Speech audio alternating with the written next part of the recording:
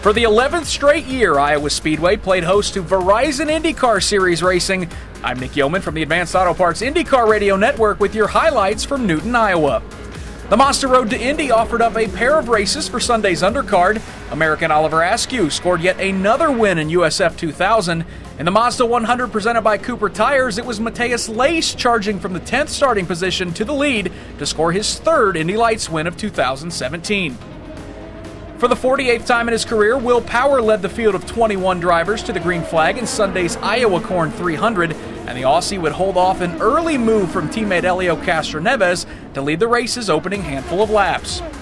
The first caution flag flew on lap 57 when Mikhail Aloshin's Honda would step out in turn 2.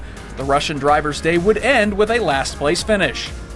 The race would restart on lap 67, but the yellow flag would fly for a second time when Carlos Munoz would get too high on the 7/8 of a mile oval and brush the safer barrier.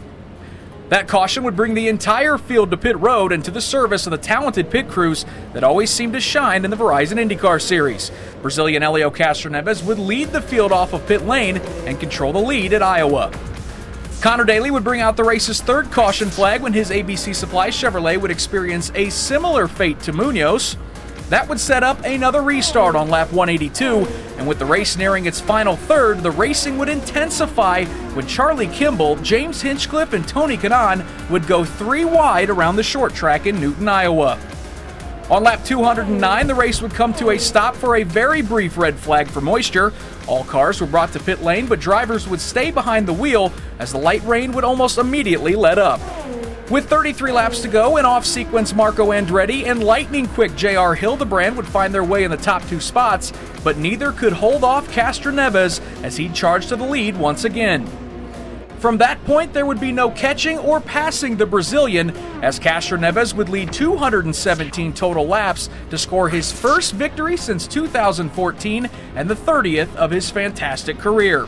And despite brutally hot conditions, the 42-year-old still found the strength to pull off his signature fence climb. Hildebrand would have to settle for second. Ryan Hunter-Reay would score a much-needed third-place finish.